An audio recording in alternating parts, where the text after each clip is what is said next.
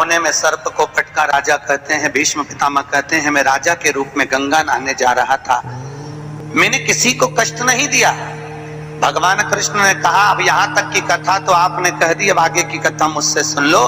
तुम्हारे दूतों ने सर्प को उठाकर बमूल के कांटे की झाड़ियों में पटक दिया और वो कांटे सर्प को चुभ गए। सर्प उसमें तड़प तड़प कर मर गया। सांप जैसे तड़प तड़प कर मरा, भीष्म पितामह तुमको भी ऐसे ही तड़प तड़प कर मरना पड़ेगा। ये कर्म का दंड मनुष्य को भोगना पड़ता।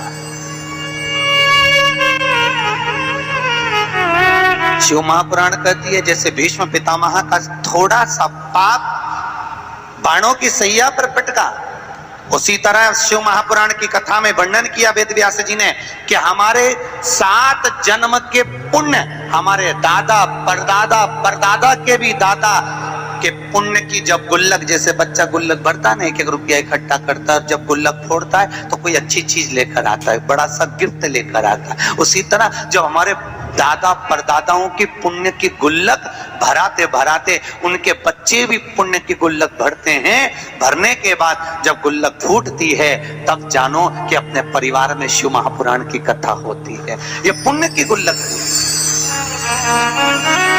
बिना पुण्य के नहीं। भागवत कराना बहुत सरल है, 18,000 श्लोक हैं, 7 दिन की है, बहुत सहज। गीता जी श्रवण करना भी सरल है, राम कथा भी हजारों हजार बार श्रवण करना सरल है, और ये 24,000 श्लोक की शिव महापुराण को श्रवण करना बड़ा कठिन है, बहुत कठिन।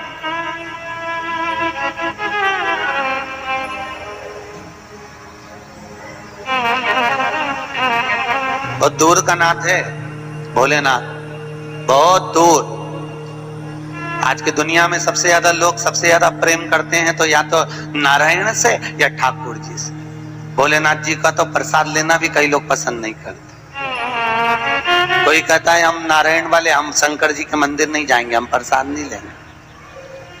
कोई कहता है हम श्री जी वाले, हम शिव जी के मंदिर नहीं जाते, हम शंकर जी का प्रसाद नहीं लेते। भोलेनाथ जी बोले भले प्रसाद मत लो, भले मेरी पूजन मत करो, भले मेरे मंदिर मत आओ, मुझे कोई चिंता की बात नहीं है। शंकर जी बोले जीते जी नहीं आएगा, मरने के बाद तो आएगा। क्योंकि भोलेनाथ जी को तो उनके ससुर ने श्राप दिया है, दक्ष प्रजापति ने शंकर जी को श्राप दिया था, हे शिव, हे शंकर, हे भोलेनाथ, तुमने मेरा अपमान करा है।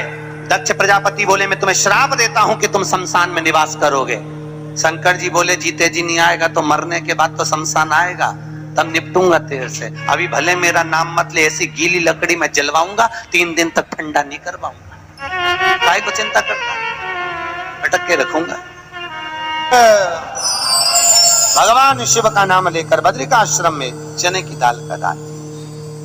अच्छा, इसलिए केदारनाथ में जपा जाता है नारायण नारायण, और बद्रिकाश्रम में जपा जाता है ओम नमः शिवाय। दोनों जगह विपरीत दशा है। केदारनाथ जी में क्या जपना चाहिए? श्रीमन नारायण, ओम नमो भगवते वासुदेवाय, श्री कृष्ण शरणम मम। ऐसे केदारनाथ जी में बैठकर भगवान का नाम का जाप करना चाहिए। और बद्रिकाश्रम में जब भी जाओ तो मुख से ओम नमः शिवाय, ओम नमः शिवाय। जैसे व्यक्ति का कोई काम नहीं हो रहा हो, बहुत दिन से लगे, बहुत समय से लगे, ये काम हो ही नहीं रहा, तो शंकर जी का नाम को उल्टा कर कर जपना चालू कर दो। नमः शिवाय ओम। सीधा नाम क्या है? ओम नमः शिवाय, शिवाय नमः ओम।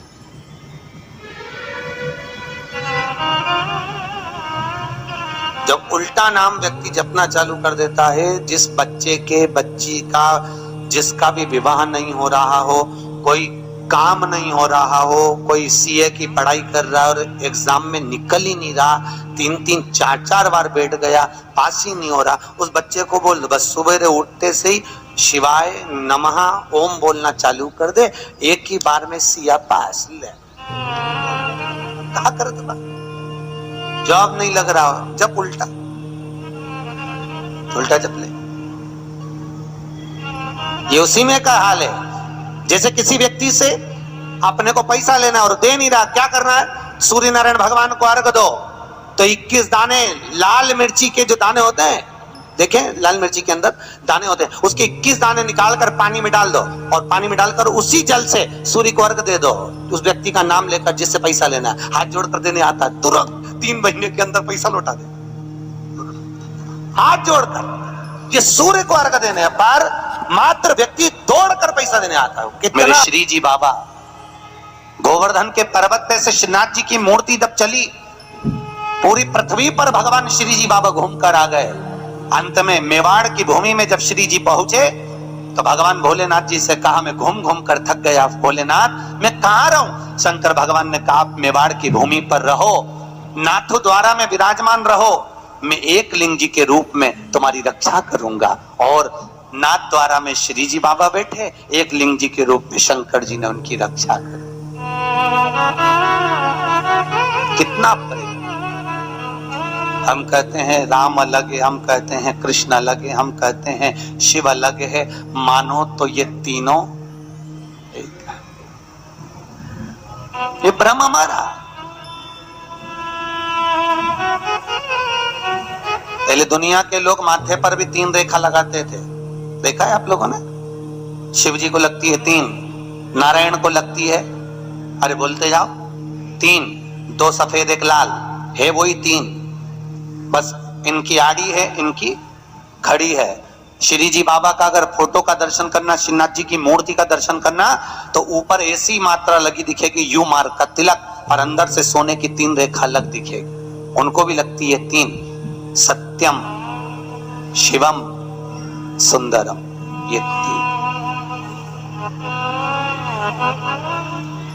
और दुनिया के लोगों ने आज के जमाने में सत्य को मिटा दिया, शिव को मिटा दिया, सुंदर बनने के लिए घिस के लगा लिया। बस व्यक्ति जिससे सुंदर दिखे, दुनिया के लोग आज के जमाने में वो तिलक लगाते। और सत्य को मिटाकर कहां जाओगे? किस स्थान पर? भगवान कृष्ण की 16,108 रानियां थी। कितनी रानियां? जम के बोलो जरा। 16,108। पर 16,108 रानियां होने पर भी भगवान कृष्ण के यहाँ जब औलाद नहीं हुई, तब भगवान कृष्ण ने अपने गुरु गर्गाचार्य बाबा को बुलवाया और द्वारकापुरी में बुलवाकर पूछा, गुरुदेव मेरी 16,108 रानियों से औलाद नहीं होती, संतान नहीं होती, मैं क्या करूं? गर्गाचार्य बाबा ने कहा, तुम चिंता मत करो, पार्थिव शिवलिंग का निर्माण करो। शंकर भगवान के शिवलिंग का निर्माण कर कर एक एक रानी के साथ में 11-11 दिन तक बैठकर शिव जी का अभिषेक करो। और पार्थिव शिवलिंग का निर्माण गर्गाचार्य बाबा के कहने पर भगवान कृष्ण ने करा। एक एक रानी के साथ में 11-11 दिन तक भगवान शिव का अभिषेक करा। तब भगवान शंकर प्रकट हो गए और शिव जी प्रकट होकर बोले, कन्हैया मांगो तुम्हें क्या चाहिए? शंकर भगवान ने जब कहा, कृष्ण बोले, मेरे यहाँ औलाद नहीं है। शिव जी ने कहा, क्यों चिंता करते हो? तुमने 11-11 दिन तक एक एक रानी के साथ में बैठकर मेरा अभिषेक करा है। जाओ, मैं तुम्हें वर प्रदान करता हूं कि एक एक रानी से तुम्हें 11-11 संतान होगी और 1,77,186 भगवान कृष्ण के बच्चे हुए। ये शंकर जी की कृपा से।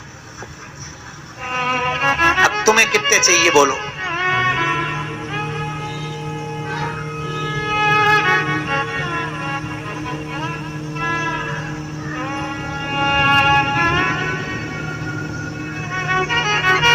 भगवान कृष्ण के यहाँ अगर औलाद हुई तो किसकी कृपा से?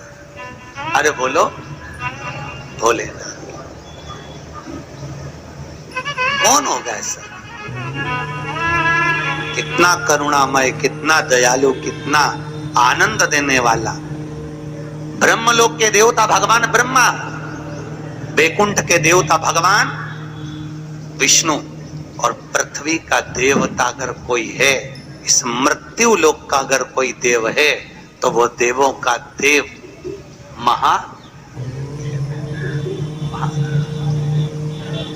पृथ्वी का देव है।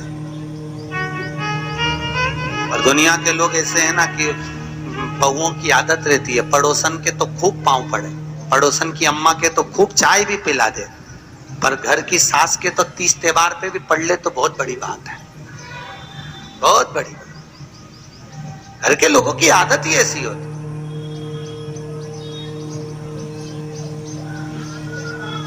घर के लोगों, घर की माँ के पांव नहीं पड़ेगी, पड़ोसन के खूब पढ़ लेगी, काकी सास के पढ़ लेगी, मौसी सास के पढ़ लेगी, देवरानी आदि का जितनी पड़ोसन के कोई भी आएगा उसका आदर करेगी, सम्मान करेगी, धोख लगाएगी। पर घर में सास बैठी है, उसके पांव नहीं पड़े तो सास की चिंता भी नहीं रहे, सास के भले मत पड़ मेरे पांव, मत पड़ नहीं पड़े तो मैं भी देखूं तो पड़ोसन के कितने ही पांव पड़ ले, क्या पड़ोसन अपनी जायदाद का हिस्सा दे देगी तेरे को?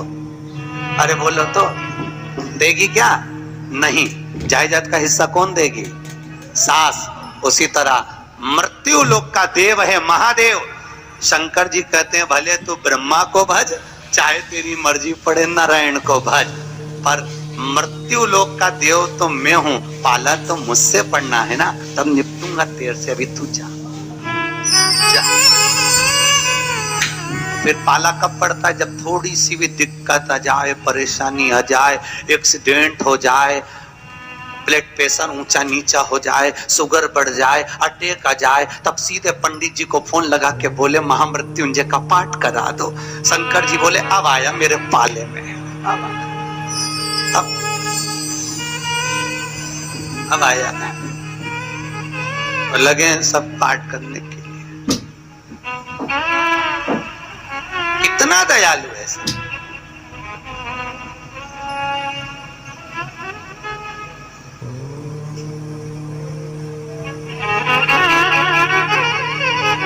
भगवान नारायण का अगर विवाह भी कराने वाला कोई है लक्ष्मी से तो वो मेरा शिव ही है। कौन ने कराया था विवाह? शंकर भगवान। क्या नाम है माता लक्ष्मी की, माता जी का?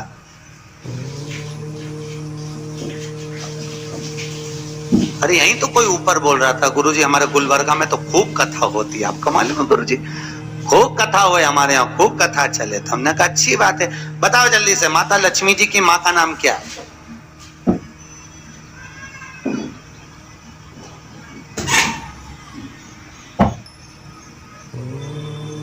अरे बोलो तो। हर हर महादेव। माता लक्ष्मी की माँ का नाम था ख्याति देवी। क्या नाम था? ख्याति देवी। कितनी लक्ष्मी हुई? अष्टलक्ष्मी। उसमें से नारायण को कितनी लक्ष्मी भी आई? 2 लक्ष्मी। एक माता ख्याति की पुत्री श्री लक्ष्मी और दूसरी समुद्र देवता की बेटी लक्ष्मी महालक्ष्मी। ये 2 लक्ष्मियां भगवान नारायण को भी आई। कौन कौन सी लक्ष्मी भी आई? जम के बोलो। एक श्री लक्ष्मी, कौन है ये? माता ख्याति की बेटी। और दूसरे नंबर पर महालक्ष्मी, कौन है ये? समुद्र देवता की बेटी। अब जिस नारायण भगवान के साथ में मंदिर में लक्ष्मी जी की पूजन करते हो वो लक्ष्मी इन दोनों में से कौन सी? बोलो जल्दी से।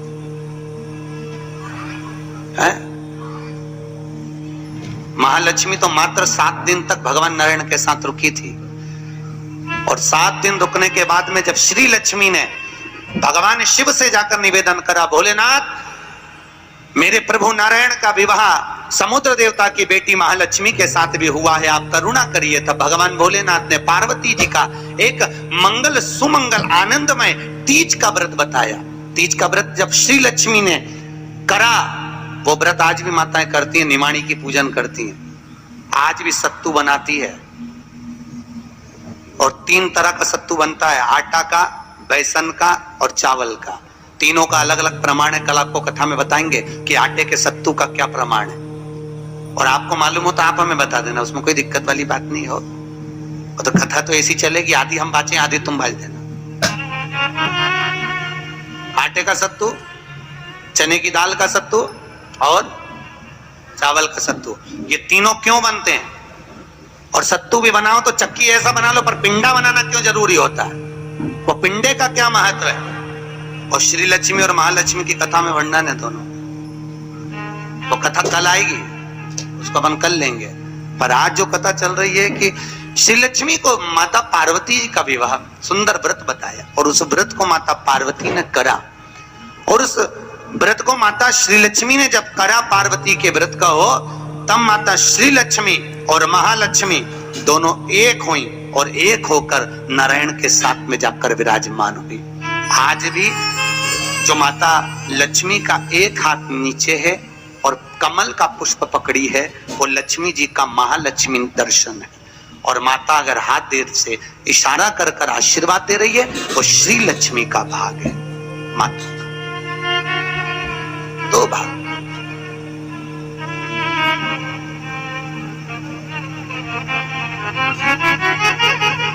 दो भाग में विराज। आज बाबा भोलेनाथ की कथा कह रही, करुणा सागर भगवान शिव जो आनंद की राशि हैं, मृत्यु लोक का जो देव है महादेव, पृथ्वी पर रहने वाले जीवों को कष्ट ना हो, उनको सुख ही देने वाले, सदा प्रसन्नता प्रदान करने वाले। बद्रीनाथ किसका था? जिस बद्रीनाथ में नारायण बैठे हुए हैं, आप लोग बोलते हैं ना बद्री विशाल भगवान की, अच्छे से बोलो, बद्री विशाल भगवान की। कौन बैठा है बद्री विशाल में? अरे बोल दो। तुम तो बोलने में भी घबराने लगे कि महाराज ना जाने क्या बोल देगा, पट्टा ही ठिकाने। कौन बैठे वहां पर? नारायण बैठे कि नहीं बैठे? तो वो बद्री विशाल किसका था? जिस बद्री विशाल के मंदिर में बद्री विशाल बैठे हैं, भगवान नारायण विराजमान हैं, वो बद्रीनाथ की भूमि किसकी थी? भगवान शिव और पार्वती का निज घर था। शिव और पार्वती वहां निवास करते थे, शंकर और पार्वती वहां रहते थे। एक बार भगवान नारायण के साथ में लक्ष्मी मैया भ्रमण के लिए निकली बद्री का आश्रम, अलकनंदा नदी के तट पर। और माता लक्ष्मी ने जैसे ही बद्रिकाश्रम को देखा, इतना सुंदर आश्रम, नारायण ने शिव जी को नमन करा, शंकर ने नारायण को नमन करा, दोनों एक दूसरे को नमन करे। और इतने में नारायण लक्ष्मी को लेकर वापिस जाने लगे तो लक्ष्मी जी ने नारायण को रोक लिया और कहा, प्रभु रुकिए, मेरे वचन को सुनो, ये बद्रिकाश्रम मुझे बहुत अच्छा लग रहा है, नाथ कुछ भी करो पर ये बद्रिकाश्रम मेरा होना चाहिए। भगवान नारायण ने कहा, लक्ष्मी ये कभी नहीं हो सकता, क्योंकि यह शिव का वासा, ये शंकर की जगह, ये भोलेनाथ जी की जगह है। और अगर ये शंकर जी का निज निवास है, शंकर जी का स्थान है, तो तुम्हारा कैसे हो सकता है? लक्ष्मी जी बोली, प्रभु चाहे कुछ भी हो जाए पर ये बद्रिकाश्रम मेरा होना चाहिए। लक्ष्मी जी जिद बैठ गई। होता है, पत्नी अगर जिद बैठ जाए तो तुम्हें तो मालूम है, आधी रात के मेडिकल खुलवा के बाम की शीशी लेके आए, तो वो तो बद्रिकाश्रम। लक्ष्मी जी जिद पर अड़ गई। भगवान नारायण ने लक्ष्मी को खूब समझाया, क्यों उपद्रव करती है लक्ष्मी, मान जा, वो अपना नहीं है, जो अपना नहीं है वो अपना कैसे हो सकता है? नहीं प्रभु, मुझे तो वो बद्रिकाश्रम भा गया और मुझे चाहिए, चाहे कुछ भी करो।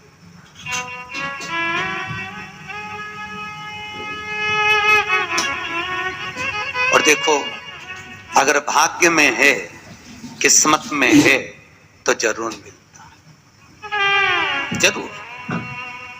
अब जैसे बैसाख के महीने में आप लोगों की किस्मत में शिव महापुराण है, तो बाबा ने यहाँ आकर सालासर भवन में, मैं अग्रवाल जी को बोल रहा था, सबसे ज्यादा किस्मत वाले तो अग्रवाल जी तुम हो, पर साथ में सालासर भवन जिस किसी का भी है, हमारे जो भी कलंत्री जी और अधिक जो 5 लोग 4 लोगों का ग्रुप है, पर सबसे ज्यादा भाग्यशाली तो ये हो गए कि इनका भवन। और ईमानदारी की बात बताऊं, हो सकता है, क्योंकि कथा का अगर कोई रसिक होता है ना, तो कथा का रसिया अगर कोई है तो हनुमान जी महाराज को कथा का रसिक कहते हैं। अगर पृथ्वी लोक पर कोई कथा सुनने वाला कोई है तो वो श्री हनुमान जी है।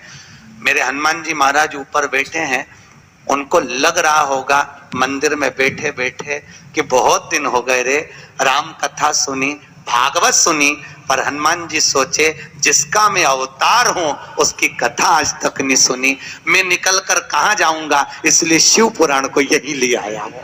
यही अपन सबकी सोचते, पर उसने अपनी सोच। आज पंडित जी ऊपर सवेरे घंटी हिलाकर पूजन कर रहे थे, मैं समझ गया, मैंने कहा हो जाओ तैयार, कथा की तैयारी है। ये करुणा